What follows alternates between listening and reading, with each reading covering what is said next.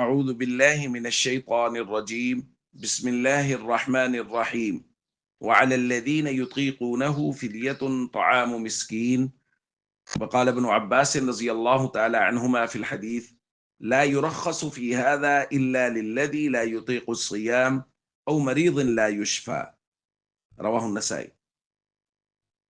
وہ لوگ جو روزہ نہیں رکھ سکتے، روزہ رکھنے کی طاقت نہیں ہے، ان کے لیے قرآن کریم میں حکم دیا گیا ہے کہ وہ ایک مسکین کے کھانے کے بقدر ایک روزے کا فدیہ دے دیں۔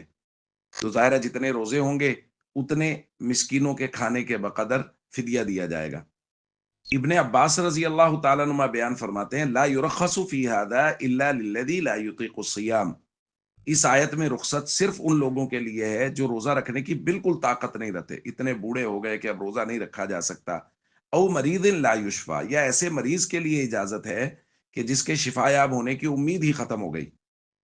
اس کے علاوہ کوئی آدمی فدیہ نہیں دے سکتا۔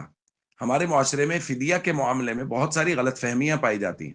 کوئی آدمی اچانک رمضان میں بیمار ہو گیا اور وقتی طور پہ وہ روزہ نہیں رکھ سکتا، تو وہ کہتے ہیں کسی مسکین کو کھانا کھلا دو، کسی غریب کو روزہ رکھوا دو، تو بس فدیہ ادا کر دو، کافی ہے۔ یاد رکھیے یہ فدیہ کافی نہیں ہے۔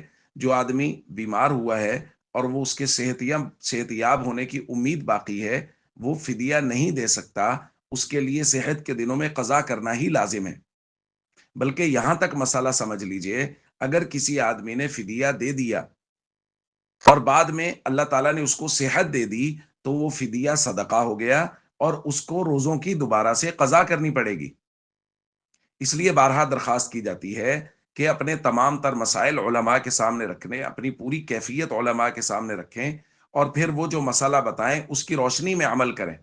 اگر کوئی آدمی بیمار ہے تو اپنے مرض کی نوعیت علماء کے سامنے رکھے اور ان سے پوچھے کیا میرے لیے فدیہ دینا جائز ہے، پھر جو مسئلہ وہ بتائیں اس کے مطابق عمل کیجیے۔